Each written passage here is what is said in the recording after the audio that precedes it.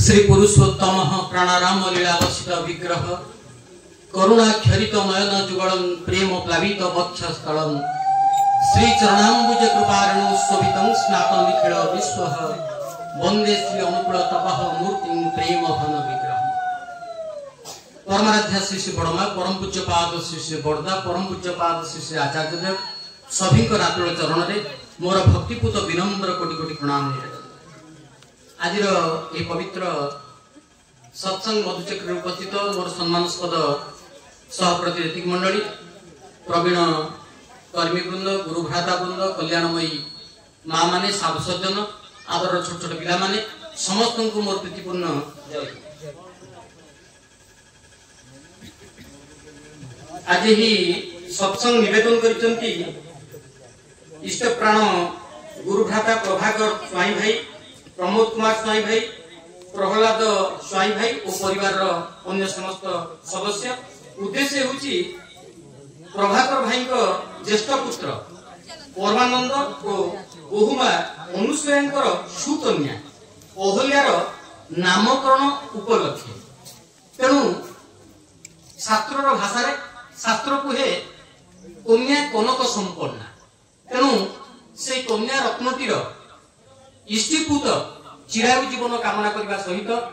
प्रभाकर भाई सपरिवार सपारिपार्श्वे एवं आपण मानकर समस्त सार्विक मंगल कामना करे से निखिल मंगल विधायक परम दयाल श्री श्री ठाकुर श्रीपाद पद्म।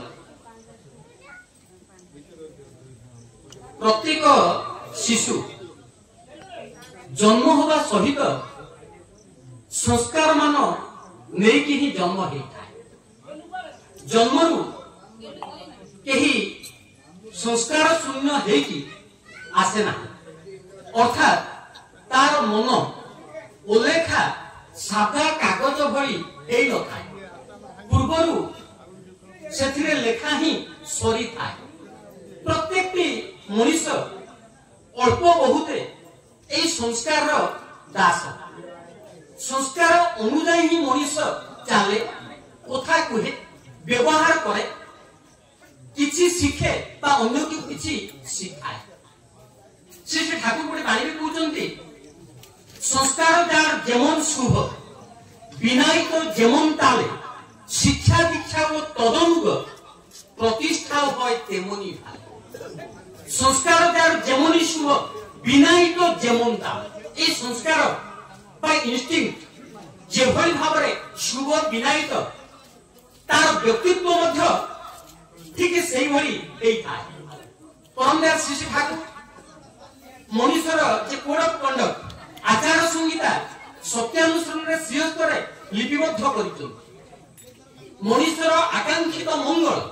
ताहार अभ्यस्त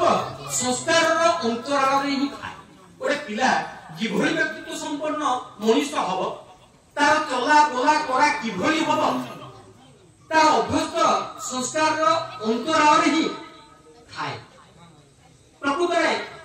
मनुष्य जीवन को सम्यक भाव समीचीन भाव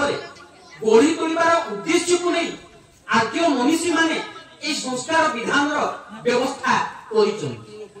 श्री ठाकुर कहते संस्कार केमितिका संस्कार कहले आमे कोन बुझिबा अति सहज भाव कहते जमीती मोर मने हला काहे टंका चोरी करबा पाई आ जतबे मु चोरी करबा पाई जाउची मोर भीतर के कहूची अरे तोर बापा एभଳି आ तू एभଳି कार्य करि पार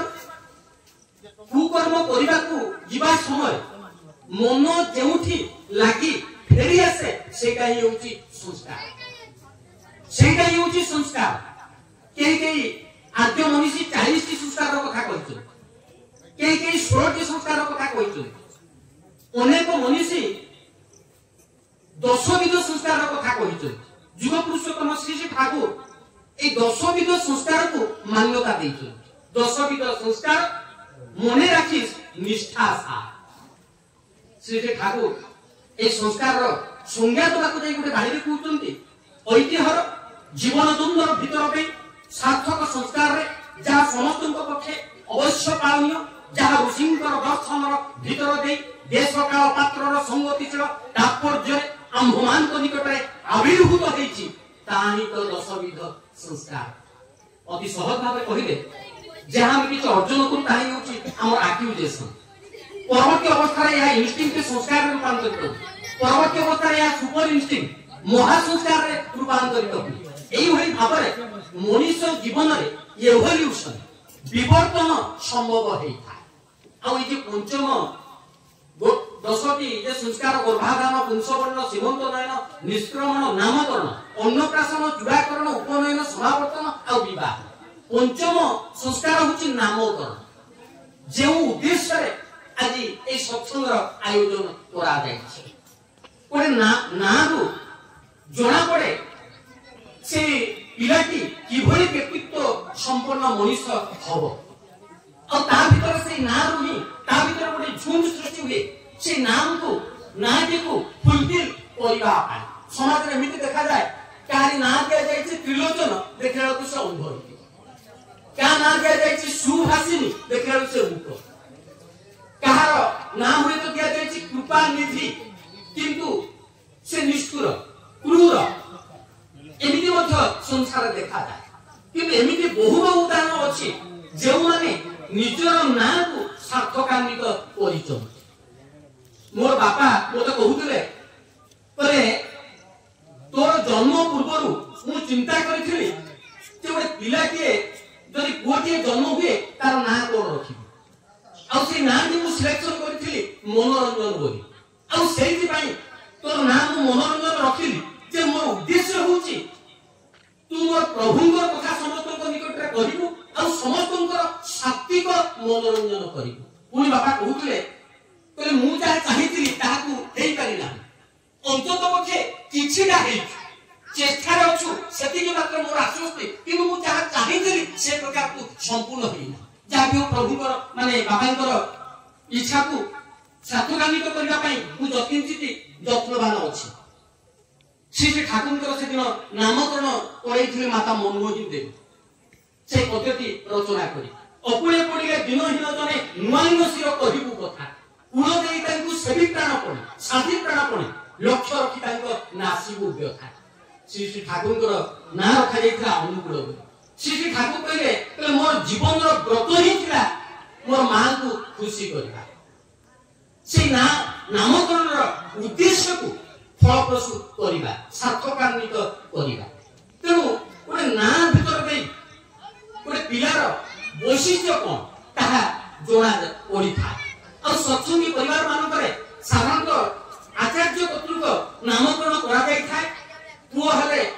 तार सातटा जेनेरेशन अभाव रे तीनटा जेनेरेशन ना को आधार करा जाय कन्या हले समिति मां ताको मां एमती सातटा जेनेरेशन अभाव रे तीनोटी जेनेरेशन रो नामकरण को आधार करी नामकरण करा जाय थाए आ ए नामकरण भीतर दे गोटे पिला भीतरे की प्रकार वैशिष्ट्य अछि तार कोन नीतिंता कोन अछि ताहा बुझा पड़ी था आ सेही माफी की नामकरण करा जाई था तबे ओरे पिला साधारणतः परिवेश नहीं विशेष करी तार बापा मान को ठारू तार परिवार ठारू तार परिवेश ठारू ही से शिक्षा ग्रहण करी था इंग्लिश रे कथा अछि the hand that rock the cradle rules the country जो हाथ दिने दोड़ी छुले सेही हाथ दिने देश शासन करी थाए देउळ तोलाइबा जहा गोटे पिलाटी को उतारिबा मध्य ताहा आ सेही उद्देश्य रे एते सब विधि विधान रो व्यवस्था करा जाय छै आमे माने एयर पोल्यूशन रो कथा कहूचे वायु प्रदूषण रो कथा कहूचे वाटर पोल्यूशन रो कथा कहूचे एनवायरनमेंट पोल्यूशन रो कथा कहूचे कि जे समस्त प्रदूषण ये समस्त प्रदूषण रो मूल ही रही छै मैन पोल्यूशन होवार कथा आज मनुष्य प्रदूषित होइछि जेउति भाई श्री श्री ठाकुर पवित्र पुण्यपथिर प्रथम दिन भाव समाते कहिले आमी चाहि शुद्ध आत्मा मु शुद्ध आत्मा चाहि आ ताहा संभव हुए उपयुक्त कंपैटिबल मैरिज रो भीतर दे जो दाम्पत्य जीवन आदर्श केंद्रित नीतिनिष्ठ एई भली गोटे दाम्पत्य जीवन रो भीतर दे से शुद्ध आत्मा माने आसीबा संभव हेई थाए सेदिन पावना हिमायतपुर सत्संग आश्रम को समाजर जने प्रतिष्ठित व्यक्ति आसीछन हिमायतपुर सत्संग आश्रम रो विभिन्न प्रतिष्ठान को देखि कि से आश्चर्यान्वित हेइछन ठाकुर निकट में पहुंची कहते ठाकुर आपण को केंद्र करी ए हिमायतपुर भली गोटे मफसल ग्राम जे सब प्रतिष्ठान गढ़ी उठी भावुची भविष्य में महानगरी में रूपांतरित हम ठाकुर कहते दादा देश में महानगरी अभाव ना किंतु महत नागरिक श्री ठाकुर कहले मोर फूड आंदोलन आवश्यकता ना मोर एबल मैन दक्ष मनीष किभली संसार को आसवे तार व्यवस्था करने हम जो ए सब विधि विधान व्यवस्था करा बहु बहु कथा रही से दिन जड़े माँ ठाकुर सम्मुखें शिशुपुत्र मुंड को तले बारंबार मारिकी प्रणाम करने चेष्टा कर ठाकुर दृष्टि जो पड़ी ठाकुर कहते माँ तुम्हें आग प्रणाम कर तुमको देखिकी तुम पिला प्रणाम कर से माँ जनक ठाकुर को प्रणाम कर सतत से पिलाटी तार माँ को देखिकी प्रणाम कर उपदेश देवा अपेक्षा उदाहरण हमार आवश्यकता अच्छी से ठाकुर गोटे बाड़ी में कहते आद कथार समय होते करे करे जा शिखा सेठी हबे मोक्षम छेर हिसाबे चल नय स्थान पिलाटी अधोध करी जेतबा कथा कहूची ताकू सेही समय जेभली शिक्षा दिया जाई थाए से सेही भली हेई थाए सेति बाई पुनी श्री ठाकुर कहउचंती इष्ट कथाय सदाचारे झालिया देवी मने रंग स्वभाव होबे तेमनी छेले चलन बलन तेमनी ढंग उनी कहते जे अभ्यास जे व्यवहार चिंता कथा कायदा तोरे ओई सकलेर सेचन पे प्रकृति गदाय सन्ताने तेणु इष्ट कथा इष्टंग चिंताधारा इष्टंग कथा को लेकी मजिकी रहिबा को हबो पिला माने साधारणतः कान अपेक्षा आखि द्वारा अधिक शिक्षा ग्रहण करिथान आमे किभली ताको सम्मुखरे उदाहरण हि ताकू ही समाने अनुकरण करिथान आमे माने जन्मर कथा कही था श्री ठाकुर गोटे बाड़ी में कहते जन्म माने ही जमी उठा उपादान संगति से संगति जीवन उत्स व्यक्त होई हुए व्यक्त जहाँ तार अंतराले थारी जीवन स्पंदना जो स्पंदना बढ़ाई करे आने की जीवन नंदना आगे ये बाणीटा कहूँ सत ये बाणीटा मु मध्य बुझी ना अति सहज भाव कहले बापा बापा माने जे बपन करती जे होती रेक सत्ता आउ माँ माने जे परिमाप कर जे मापी दियंती शरीर सत्ता आउ ए रेक सत्ता शरीर सत्ता एडजस्टमेंट रे हेई उठिबा अर्थात व्यक्त हेई थाए मनुष्य रूप परिग्रहण करि थाए रूप धारण करिता जन्म माने जमी उठिबा उपादान संगति बापा मानकर जे उपादान तार एडजस्टमेंट भीतर दे सामंजस्य भीतर दे जन्म होगा संभव है वैज्ञानिक माने कहउचंती एबे ते गोटे पिलाके मातृगर्भ रे 3 मास हेले से मार स्वर को मध्य जानि पाए बुझी पाए चिंता करंतु किभली भाबरे चालिबा को होई था मने पडुची से दिन कथा जड़े माँ जड़े विशिष्ट मनोवैज्ञानिक निकट में पहुंची कहते आज्ञा मोर शिशुपुत्र बयस 4 वर्ष विद्यारंभ तार विद्यारंभ केबे करा मनोवैज्ञानिक जनक कहते माँ आपण तो 5 वर्ष विलंब करदेले आपण 5 वर्ष विलंब करदेले जो पिलार बयस होची 4 वर्ष मनोवैज्ञानिक कहते आपण 5 वर्ष विलंब करदेले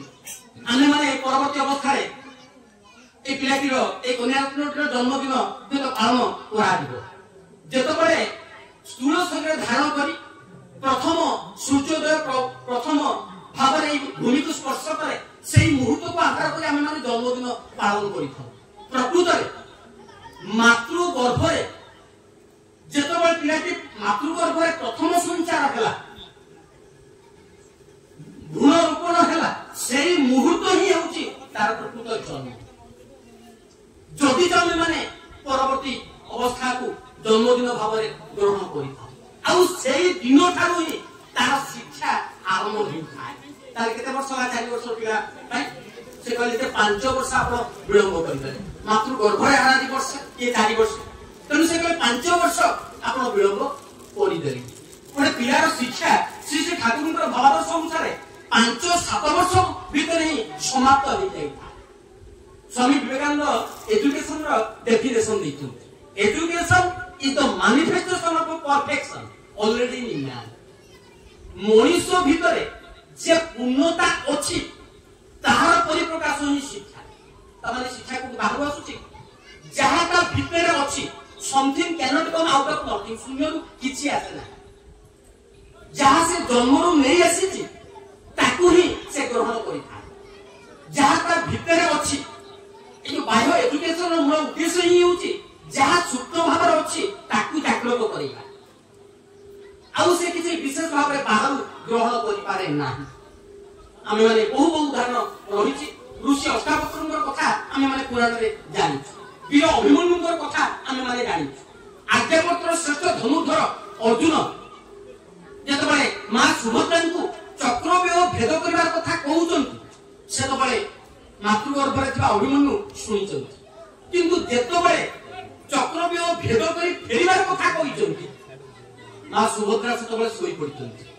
जेउथि पाई वीर अभिमन्यु चक्रव्यूह भेद करि भितर प्रवेश कले सत किंतु फेरी आसी पारिले नाही तांकर मृत्युर कारण कि मां जदि से दिन से चेतन थांते ताहले से मध्य से दिन शिखी जाई पारि थांते जे चक्रव्यूह भेद करि फेरी आसीबार कौशलता किंतु फेरी आसीबार कौशलता शिखिबारु से वंचित हेले आ mother is the first teacher of the child मां थारु शिक्षा ए संसार रे आउ केही मध्य अधिक देई पारंती ना ग्रीक रो अलेक्जेंडर से कथा कहिथिले give me 10 mothers I will give you 100 and 100 soldiers मोते 200 टी भल मार दियो मु तुमको 100 वीर सैनिक देई देबी श्री ठाकुर कथा मोर मने पड़ुची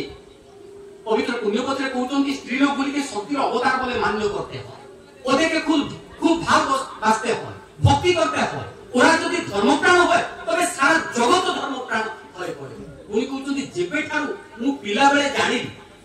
से पुओ हेउ कि झियो हेउ मातृ गर्भ व्यतिरेक केही संस्कार को आसी पारंत ना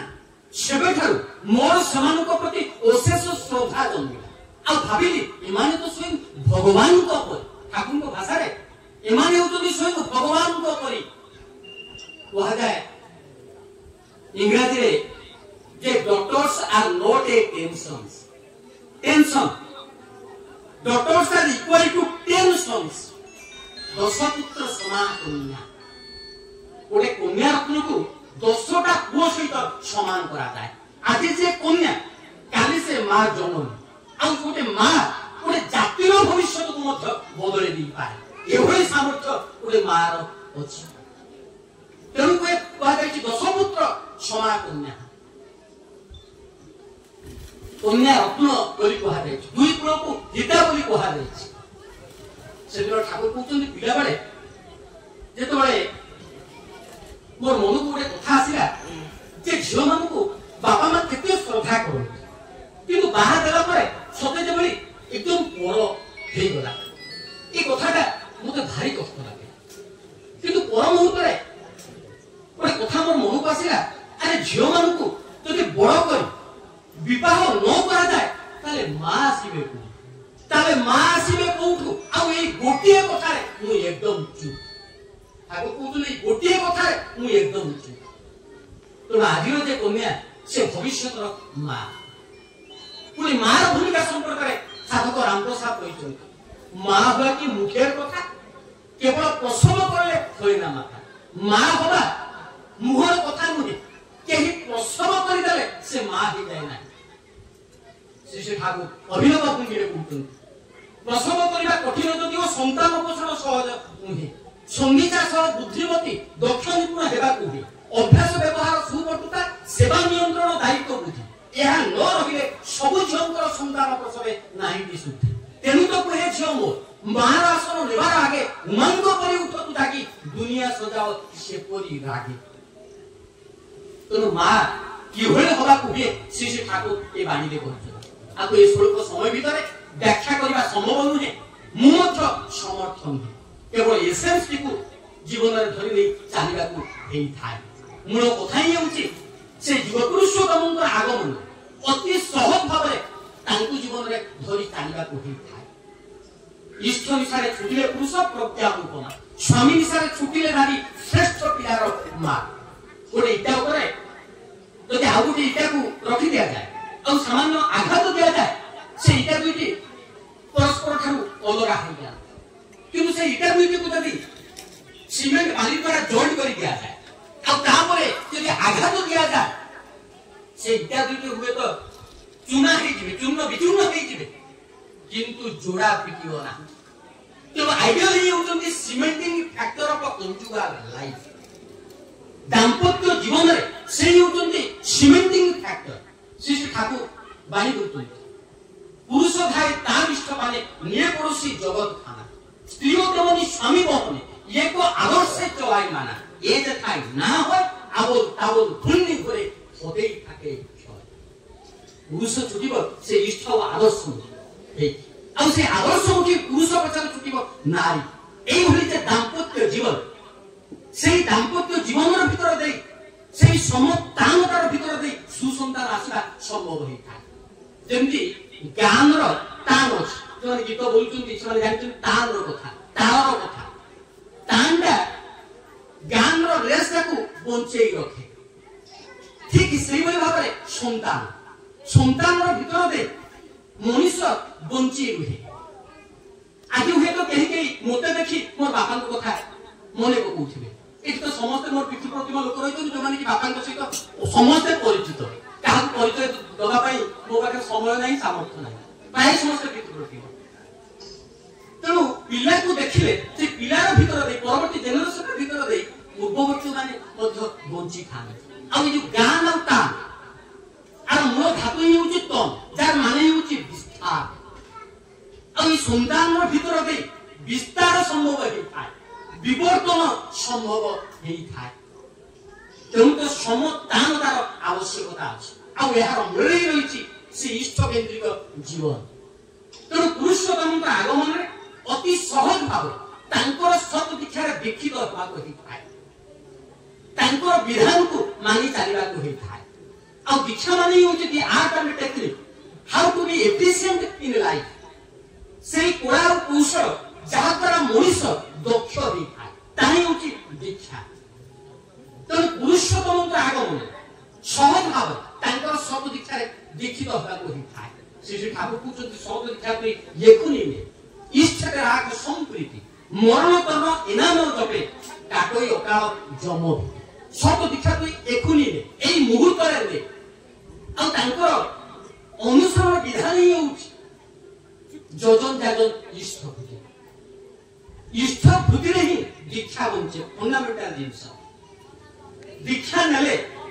ଇଷ୍ଟ ଭୂତି କରିବାକୁ ହେଇଥାଏ। ଶ୍ରୀ ଶ୍ରୀ ଠାକୁର କହିଲେ ତୁମେ ଯାହା ବି ହୁଅ ନା କାହିଁକି, ଜ୍ଞାନୀ ଧ୍ୟାନୀ ଯୋଗୀ ଯିଏ ବି ହୁଅ ନା କାହିଁକି, ଇଷ୍ଟ ଭୂତି ନ କଲେ ତୁମର ତାଙ୍କ ସହିତ ଯୋଗଯୁକ୍ତତା ସମ୍ଭବ ହେଇପାରେ ନାହିଁ। ତେଣୁ ପୁରୁଷୋତ୍ତମଙ୍କର ଆଗମନରେ ଅତି ସହଜ ଭାବ ତାଙ୍କୁ ଜୀବନରେ ବରଣ କରି ଚାଲିବାକୁ ହେଇଥାଏ।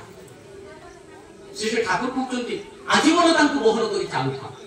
ତୁମେ ସାର୍ଥକ ହବ, ତୁମର ପରିବେଶ ସାର୍ଥକ ହବ, ତୁମର ନଗର ସାର୍ଥକ ହବ,